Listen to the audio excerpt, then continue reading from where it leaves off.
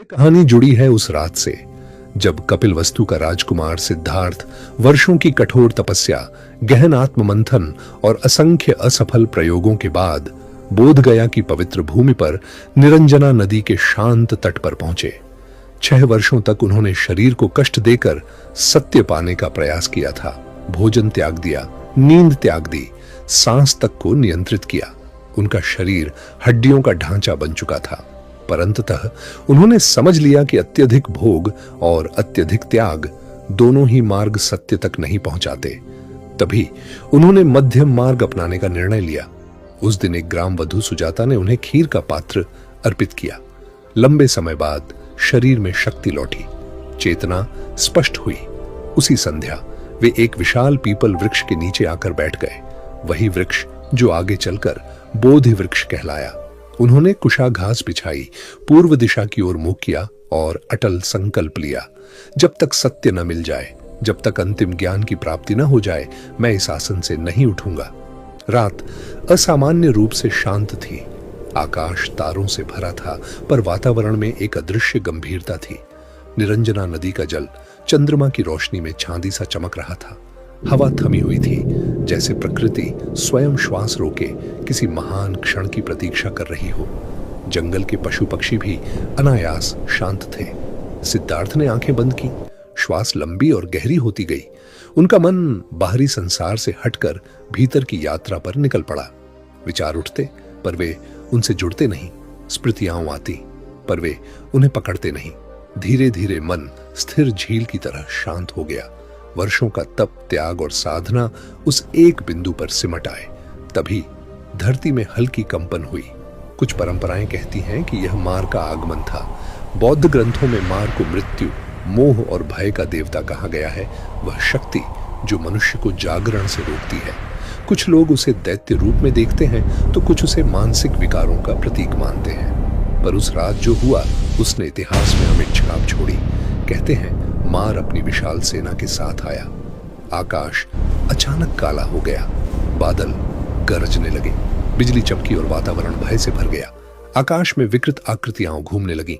राक्षस, सर्प, अग्निश्वास करने वाले प्राणी, वे सब मार की सेना थे। क्रोध, ईर्ष्या, लोभ, द्वेष और भ्रम के प्रतीक। मार की भारी गर्जन करती आवाज गूंजी, उठो सिद्धार्थ, ये मार्ग तुम्हारा नहीं है। तुम सत्य की खोज में सफल नहीं हो सकते। तुम्हारी साधना व्यर्थ है। पर सिद्धार्थ अचल रहे। उनका शरीर पर्वत की तरह स्थिर था। मन भीतर की गहराई में डूबा था। बाहरी तूफान उनके भीतर की शांति को छू भी न सका। जब भय और हिंसा असफल हुए, तब मार ने अपना सबसे सूक्ष्म और शक्तिशाली अस्त्र प्रयोग किया, मोह। उसकी 3 पुत्रियां प्रकट हुईं, तृष्णा, राग और अर्ति। वे अलौकिक सौंदर्य से युक्त थीं। उनके रूप में आकर्षण, कामना और लालच समाहित था। उन्होंने मधुर संगीत गाया, मोहक नृत्य किया और कोमल शब्दों में कहा, तुम युवा हो, तुम राजकुमार हो, तुम्हारे लिए वैभव, सुख और प्रेम की दुनिया प्रतीक्षा कर रही है। क्यों इस कठिन मार्ग पर चल रहे हो? जीवन का आनंद लो, शक्ति और सम्मान पाओ। उनकी आंखों में वासना थी, उनकी मुस्कान में प्रलोभन। क्षण भर को वातावरण मधुर और मोहक हो उठा, पर सिद्धार्थ की चेतना अब इंद्रियों से परे जा चुकी थी।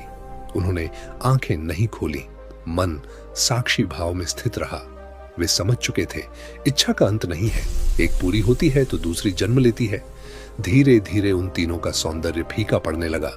उनका यौवन वृद्धावस्था में बदल गया, आकर्षण राख बन गया, मोह टूट गया। अब मार क्रोधित हो उठा। उसने भयंकर तूफान भेजा। आकाश से अग्नि बरसने लगी, तेज हवाएं चली, पेड़ झुकने लगे। उसकी सेना ने बाणों की वर्षा की, तेज, नुकीले, घातक। वे बाण सिद्धार्थ की ओर बढ़े, पर जैसे ही वे उनके समीप पहुंचे, वे कमल के फूलों में बदल गए।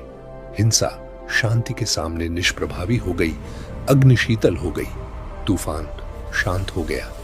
मार ने अंतिम चुनौती दी, तुम्हें इस आसन पर बैठने का अधिकार किसने दिया? कौन है तुम्हारा साक्षी? कौन प्रमाण देगा कि तुम सत्य के अधिकारी हो? तब पहली बार सिद्धार्थ ने आंखें खोली। उनमें न क्रोध था, न भय, केवल करुणा और अडिग शांति। उन्होंने दाहिना हाथ धरती की ओर बढ़ाया। यह था भूमि स्पर्श मुद्रा। उन्होंने शांत स्वर में कहा, पृथ्वी साक्षी है, मेरे अनगिनत जन्मों के तप, दान और सत्य की खोज की। कहते हैं उसी क्षण धरती कांपी, गहरी ध्वनि गूंजी, मानो स्वयं प्रकृति ने उनकी साधना की पुष्टि कर दी हो। मार की सेना भयभीत हो गई, उसका प्रभाव क्षीण पड़ने लगा, अंधकार हटने लगा। रात का अंतिम प्रहर आया। सिद्धार्थ की चेतना और गहराई में उतरी। उन्होंने अपने पूर्व जन्मों को देखा, उन्होंने कर्म और परिणाम के चक्र को समझा, उन्होंने दुख के कारण और उसके निवारण का मार्ग जाना। जैसे ही सुबह की पहली किरण क्षितिज पर प्रकट हुई, उनके भीतर पूर्ण जागरण हुआ। मार और उसकी सेना लुप्त हो चुके थे और उसी क्षण सिद्धार्थ गौतम बन गए बुद्ध, जागृत, पूर्णतः प्रबुद्ध। लेकिन असली प्रश्न यही है, क्या सच में कोई दैत्य आया था या यह सब एक प्रतीक था? बौद्ध परंपराएं बताती हैं कि मार केवल मृत्यु और मोह का देवता नहीं, बल्कि हर उस शक्ति का प्रतीक है जो मनुष्य को सत्य से दूर रखती है।